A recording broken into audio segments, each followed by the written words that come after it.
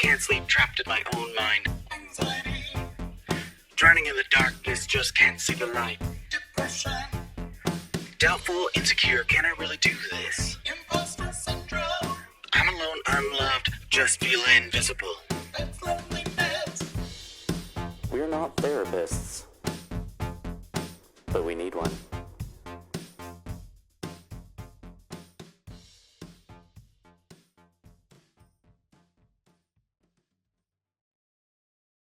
Hello, and welcome to We're Not Therapists, but we need one. The podcast where we have honest and vulnerable conversations about our mental health with one another. I'm Jay, And I'm Anthony, and neither of us are therapists. but we're trying to help ourselves and each other by sharing our experiences and feelings. In this show, we'll deep dive into topics like anxiety, depression, Self-esteem, trauma, and more. we'll talk about how they affect us, How we cope. and what we've learned along the way. We're not doing this to bash or blame anyone. Especially our families, who may have contributed to our mental health challenges, We're doing this to heal and grow. and hopefully inspire others who can relate and open your mind to your own healing. We also want to warn you that this show may contain some sensitive and triggering content. We'll be talking about personal and painful things that happen to us and how they still affect us to this day. If you're not comfortable with that, or if you feel like you need professional help, This show may not be for you, but if you're ready to join us on this journey of self-discovery and self-improvement, we're glad to have you. we're not experts, but we're honest and we're not alone. Now, let's start the timer. Jay, how do you feel today? Well, it's been a week, and my chicken's still almost done. The longest chicken. It's been a while. It's chicken breasts, so you know they take a while. Oh, yeah. But I'm okay. A little bit tired. Fair. That's fair. You know, you've been up making this for a week. It's exhausting to cook for a week straight. But yeah, it's just been a busy few weeks, so it's just exhausting. How about you? I'm doing well. I think last we left off, we were talking about the source of our anxiety. Oh yeah, my mom. Done. Right. Well. Yeah. I don't know. I feel like, obviously, your parents are really always going to be the source of your anxiety. Like, originally, or at least your upbringers. But, Yeah. I don't know. I feel like I was an anxious kid, but it was manageable. And then I became an adult, and it became less manageable. See, and I was an anxious kid, but I just didn't know it at the time. But I was always worried I was going to be in trouble because everything was so unpredictable. Yes. You would just come home and they'd be upset at you for something, and you would get this scolding, and it was just like, what the fuck? Like, you can't even be like, hi, how was your day? Yeah. You know, I never thought about that, but that is a commonality between us because I had a very volatile household, just like that. Because, like, oh my God, how many times you'd come home and they discovered something Yep. that you did bad, and you just immediately got this scolding, and Mm-hmm. and You they would get like it was the unexpectedness of it, and it was the delivery, because it would just be like unloading on you. and it was the fact that they dwelled on it all day, so they'd come to all their conclusions already. Mm-hmm. Yep, they've had a chance to think about it. Yeah, and so everything was this surprise factor. Yep. Yeah, and That makes me so mad. yeah. I'm getting mad thinking about it because Should have put my That's- chicken lower. so many things like that are out of your control. But even if it was something that you legitimately did, I don't know. I wouldn't blindside somebody that I cared about with something like that. Which I used to, because I thought that's how you're supposed to do things. Oh yeah, same. don't misunderstand. I've done it, but adult me, who has had a lot of therapy, does not do that. Oh yeah, my maturity level is like now when I bring things up, I have to be aware that you may have a reasoning, and if you don't, then I don't assume you are being like spiteful or bad or ignorant or something. Well, and I think another thing that is indicative of that generation and how they were brought up is that if you did something wrong, then you were not a good person, right? So if Yeah. you made a mistake, you're not a good person. And so whenever you and I would make mistakes, they assumed that we were being not good people, or that there was like they needed to rectify it immediately. Yeah. Right? Well, and it's also funny. It's kind of like watching politics now.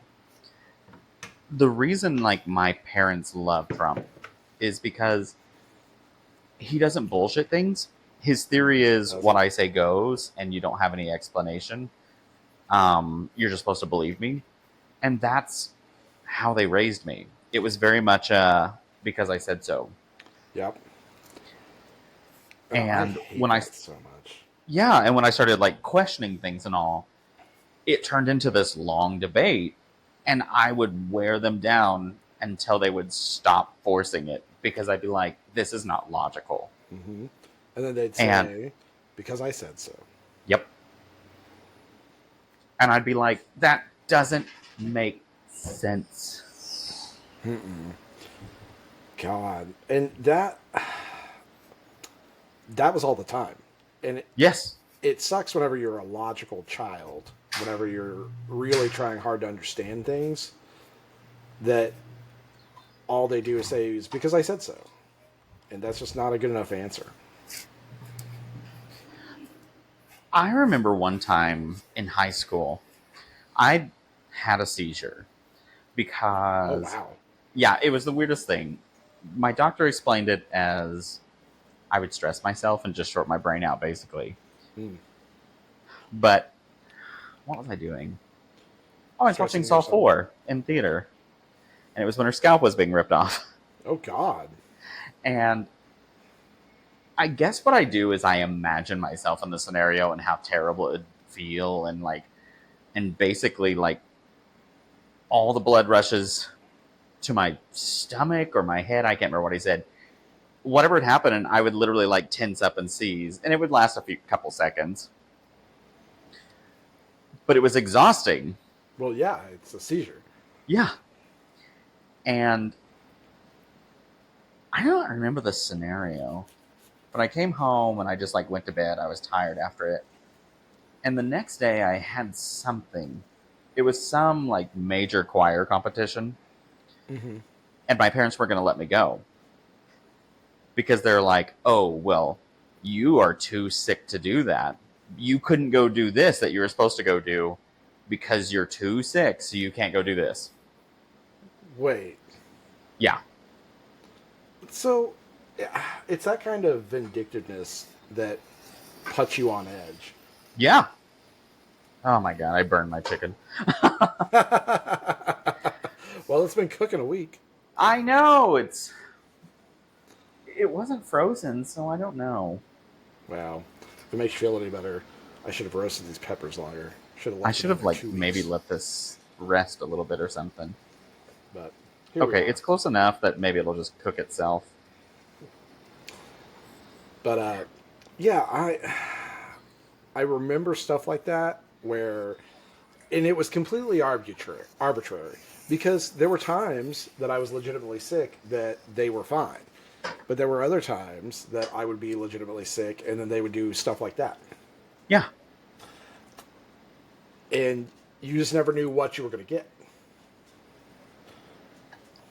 And well, I remember whenever they told me that, I said, that makes no sense. And they're like, what I say goes. And I'm like, so what you're doing is basically taking away my opportunity to gain scholarships based off of my skill because you want to be vindictive that I didn't do something you wanted me to. Because you want to be in control. And also, I think you guys are vindictive about this because I'm not an athlete or a country kid, which is what you've always wanted me to be. Mm-hmm. And I said, so you take it out on me in every possible way.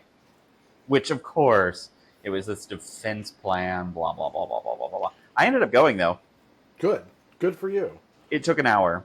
Well, I mean, honestly, you still deserve to go. Because children deserve opportunities. And I actually had real therapy yesterday. And we were talking about how I haven't been up to visit since, like, holidays 23. Yep. And they asked me on Easter if I was coming up there. Ah. And I said no. What do they say? And I basically am just like, do they deserve me coming up there? No. I think that's what people forget, is that you don't have to give them your time. Especially parents and family. Well, they don't give me their time. Exactly. It's sort of like my dad, God love him, he keeps talking about me making him prime rib, because I made him this prime rib once, the standing rib roast that he has gone on and on and on about. And I want to make it for him because I enjoy cooking for people. But ask me how many times he's offered to come over or buy the rib roast or do any of that. Oh, yeah. Because therein lies the issue. And it's funny because he lives in Stillwater now, which is like an hour and 15 minutes away. Yeah. And so he's way closer than he was. And I've seen him like one time incidentally at my grandma's house. Yeah. And that was only because he went out there to do something with one of the cars out there. It was his car, and he needed to replace a battery, and they had left it out there. Yeah. And so I saw him for like 2 seconds. He barely said hi. Oh, yeah. And I don't misunderstand. I do love my dad. He's so distant. Well, for me, it's this thing that my family's always like, we missed you. Like, why don't you come see us? And I'm like, literally nobody ever comes and sees me. And some of the family that tells me they miss me come to Oklahoma City for random ranching things. And you can't even be like, want to meet me for dinner if you're that interested in seeing me. Mm-hmm. Well, it's that. And you tell me that you miss seeing me. But when I get up there, and when I get to whatever family event, you guys are going to sit around and talk about this politician that you fucking love who wants me dead. And my parents, well, my whole family talks about ranching, which I have no common relation with. Like, I understand it. It's not Yeah, what I totally. do all the time.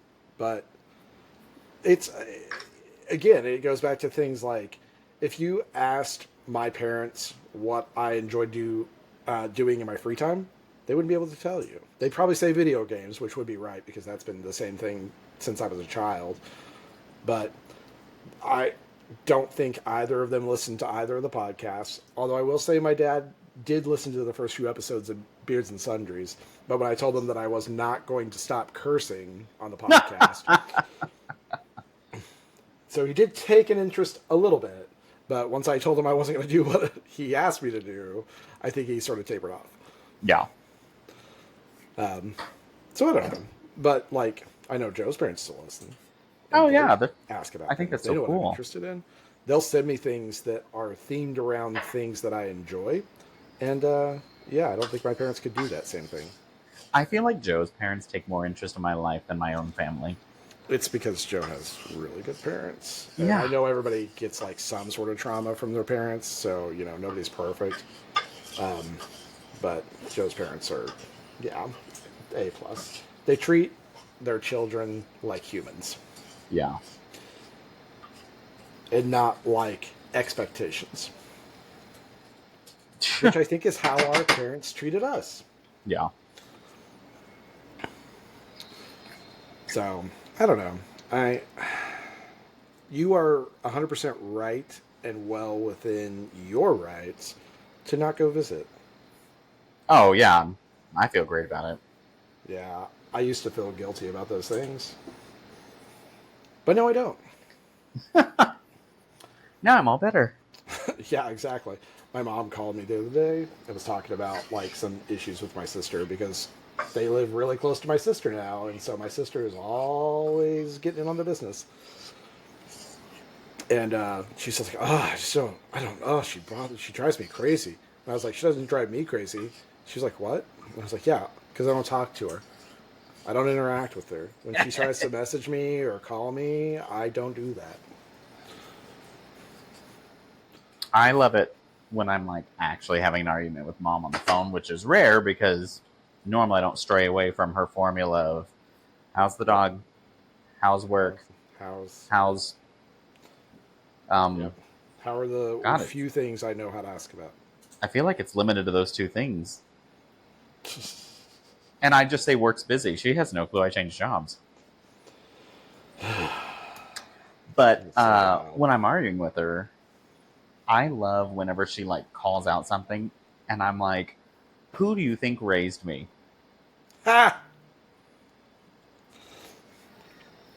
I She's mean, like, well, sometimes they do act like it's not their fault.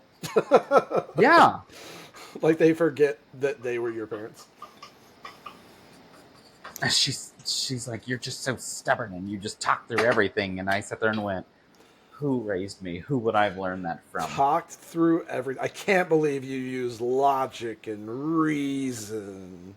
Well, it's because I wouldn't stop talking when she was trying to get me to.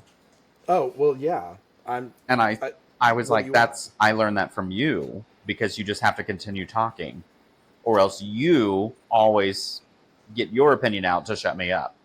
Yep. And now I'm not a child. I think my parents have learned that I am not going to shut up. And I also get like really heated, and I didn't ever used to do that. Sorry. If you're watching my camera, Reggie's licking my cabinet. Aw. Go away, silly.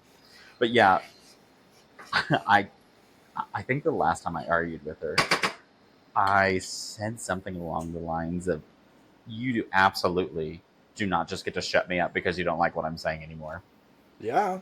They don't just. I mean, it drives me crazy that parents somehow expect you to continue the parent child dynamic into adulthood whenever they never carried their end of the deal during childhood.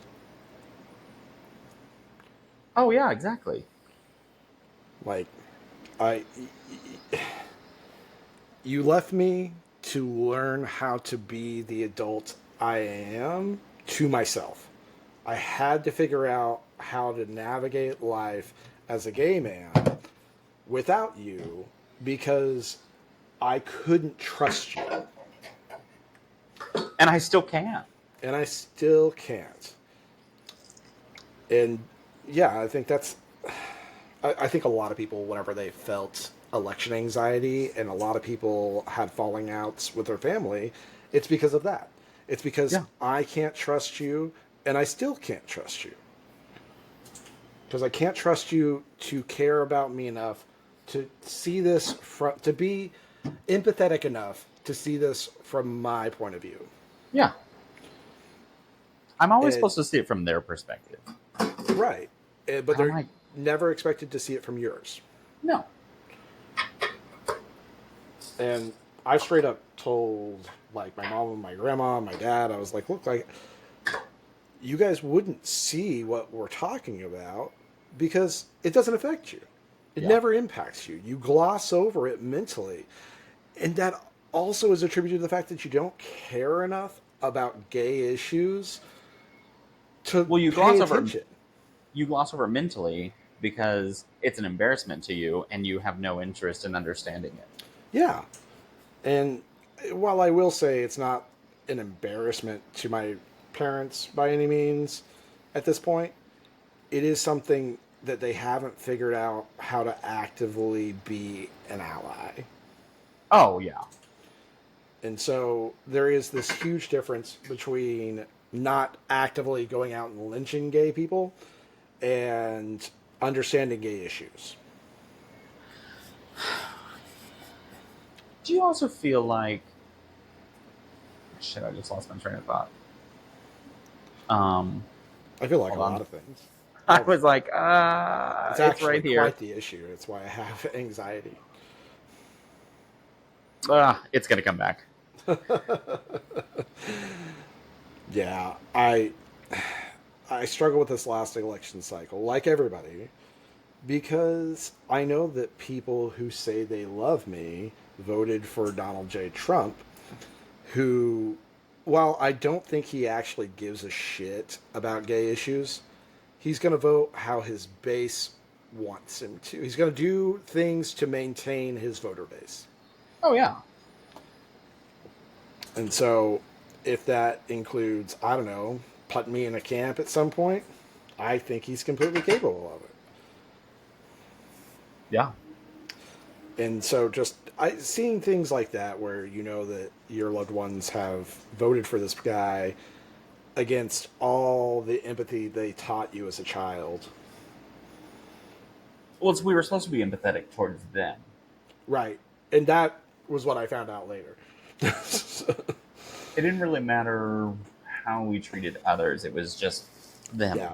It wasn't, the empathy wasn't about, you know, everybody else. It was about We were always supposed them. to, be sensitive to their issues. Right. No, don't worry about those brown people. You know, you worry about me. Can't you understand where I'm coming from? Don't worry about you. What about me?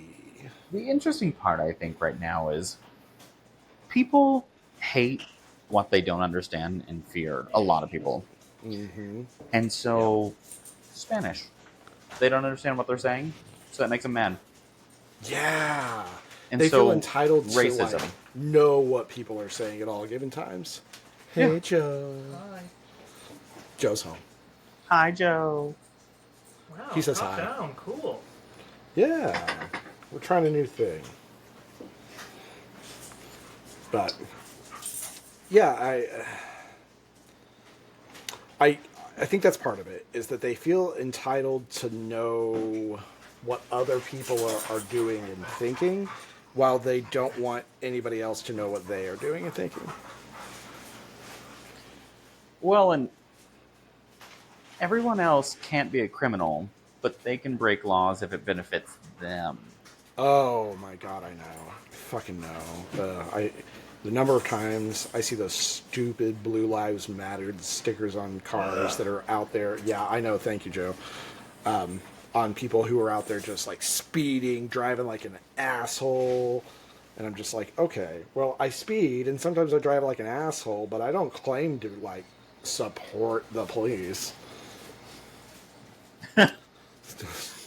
I mean, I speed and drive like an asshole, but I also know everybody else does too. So Right. I leave them recognize alone. this. But yeah, I think that's also one of those things where they could look at cases like, oh God, what was that kid's name who killed the guy during the riots? Brock something or other? No, I thought it was like Kyle Rittenhouse. Kyle or Rittenhouse. That's the one. That person is a hero, even though he murdered someone. Yeah. Brock Turner's the one that raped that girl for 20 minutes of fun. Oh God. Yep. Thank you. That was stressful. But it's things like that. Oh my God. Marked down to $1.97. Holy shit. Okay, Oh got a my lot of God. yogurt. What do you? I can't see what's on your screen. It's yogurt. It's Greek yogurt. This is Eleanos. It was What? marked down to $1.97. These are 4-packs, so they're 50 cents a piece. I want one or nine. Well, too bad. But yeah, it's things like that where there's the double standard, right? Yeah. And there's always going to be a double standard with people like Well, that, because it's not He about killed someone that they felt deserved it. Yep. And it's so it wild was that those okay. people show up to church on Sunday. Well, and I mean, it's kind of like what I wrote on my social a while back, where I said it's interesting how deporting these people right now is fine without due process. Yep. Um, it doesn't matter if we're not following the constitutional rights, but boy howdy, when kids are getting shot up in school, It's all it doesn't about matter. that That Second Amendment right baby. matters. We don't know any other amendments. The hypocrisy is insane to me. Yeah, it's wild, but it also doesn't surprise me because that is No. the theme of this specific government is that we do what we want and we don't take any responsibility for anything. Right. And if something goes good, we did it. If something goes bad, that's somebody else's fault. And somebody else, yeah. Yep. Because I'll And never that's- forget on January 6th when I messaged my parents and said, this is exactly why I was concerned with what rabbit hole you're going down. And they're like, Yeah. this wasn't us, this was Antifa. It was Antifa? Oh my god. Jesus Christ. And I think that was the point where everything changed for me. I mean, with good reason. That's an insane thought process. Like, you're just lying to yourself. You're lying to yourself. You're lying to me. You're lying to everybody. Yeah. But that sort of issue, dealing with family members who are like that, is so difficult. Mwah. It's kind of that weird thought that they're not the same people you were raised by. They're even worse. Yeah. And I think that's true. I think there's been a devolution of empathy and propriety in their generation, especially amongst the people who are like super right leaning, and they just have been slowly acclimated to this sort of Nazism. And I feel like if their grandparents were alive this day, they would punch them in the dick. And I wish that would happen. I wish it would too. I wish with all of my heart that the ghosts of American soldiers who died in World War II would come back and just shame them. Oh, what I wouldn't give for that. Oh, I know. $50. Maybe 75. But I mean, it makes it difficult to feel like you have any kind of like familial relationships. Because I've For got me, them, but they're not strong, and I don't really have a good bond with many people in my family aside from like my grandma and my niece. And even then, my niece is probably the strongest bond because I can be the most honest with her. you know, over the election, whenever I scolded Mom on the phone about her election situation and told her that her hypocritical judgment on people based off the Bible is, I don't remember the whole path I went down, but of course, she cried to my aunt and my grandma. Yeah. So then my aunt was on like checkup on me, so she was watching me closer and like commenting on things more. And then my grandma wrote me a letter basically saying that I need to understand, I don't know, I can't remember what it said, but it was basically Mom had taken what I said out of context, and so that everyone else was just kind of like focused on the wrong part of what I said. Yeah. And I'm like, you guys, you blow everything up over the wrong scenarios. That's not at all what I said. I said the Bible was old, yes, but the way she took it was when I said the Bible was old, that I just didn't believe it anymore, blah, blah, blah, blah, blah. I'm going to hell. She's so scared. When what I was saying was, why are you putting so much judgment on other people based off of a book that we've all acknowledged over time outdates itself continuously? We're obviously not murdering children when they don't listen to their parents. Well, and, you probably shouldn't, just as a piece of advice. I'm not a parent, but I'm assuming that parenting technique is not effective long term. I mean, they don't really learn a lesson. Well, so that's just it. It's very hard to get people who grew up in the Bible Belt to understand that they can't hold a book or a flag or a religion in so much reverence that it would cause them to care more about that than the lives of their fellow humans, right? Right. And I mean that's what's happened. It's come down to idol worship is what it is. Right. And I don't know if you could ever tell them that without them freaking out. That's good. But I mean that's really what it is. I mean they're worshiping not God, they're worshiping the idea that everything associated with their religion is holy and infallible.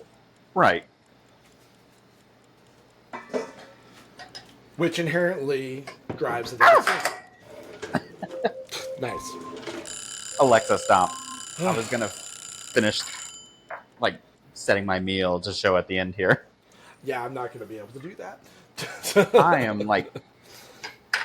10 seconds from being done. Well, go for it. There's no reason we can't hold on just a minute or two. Or 3 or 7. Besides, I'm looking for a very specific kitchen utensil that I'm not finding. Ugh. I should have done different chicken. Okay. You good? Yeah, it's just shredding and not doing what I want. Yeah, well, we're a mental health channel, not a cooking channel.